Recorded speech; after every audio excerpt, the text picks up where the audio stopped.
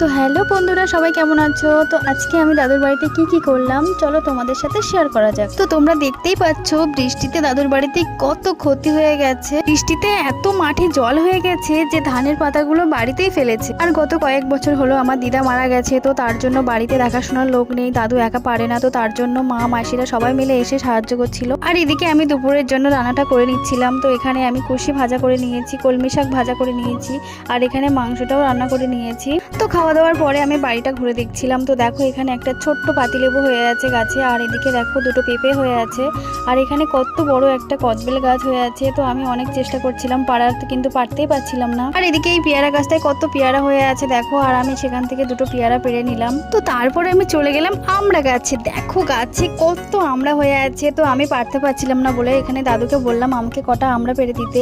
তো দাদু দেখো লাফিয়ে লাফিয়ে কতগুলো আমড়া পেড়ে দিল আমাকে। তো গাছের ডালগুলো অনেক উঁচুতে ছিল, তো দাদুও হাতে পাচ্ছিল না, তাও অনেক কষ্ট করে আমাকে কয়েকটা আমড়া পেড়ে দিল। আর এদিকে দেখো প্রচুর বৃষ্টি হওয়ার কারণে পুকুরে এত জল হয়ে গেছে যে লিচু গাছের উপরে জল উঠে গেছে।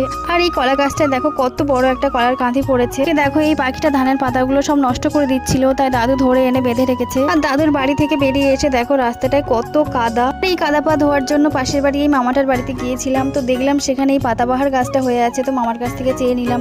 আর আসার পথে দেখলাম বান্ধবীর বাড়িতে এই নাক চাপা গাছটা হয়ে আছে, তো সেখান থেকেও একটা ডাল নিয়ে নিলাম। তো দেখো রাস্তায় আস্তে আস্তে এই পুচকেগুলোর সঙ্গে দেখা হলো, তো এই ফুলগুলো নেওয়ার জন্য ওরা বায়না করছিল। তো দেখো ফুলগুলো পেয়ে ওরা কত খুশি। তারপরে মা আর আমি বাড়ির দিকে চললাম। তো আজকের ভিডিওটি এই পর্যন্ত, দেখা হবে পরবর্তী কোনো ভিডিওতে। আর আমার ভিডিও যদি তোমাদের ভালো লেগে থাকে তো তাহলে একটা লাইক, কমেন্ট আর শেয়ার করে দিও। আর ভিডিওটি কেমন লাগলো তোমাদের জানাতে ভুলো না কিন্তু। টাটা সবাইকে।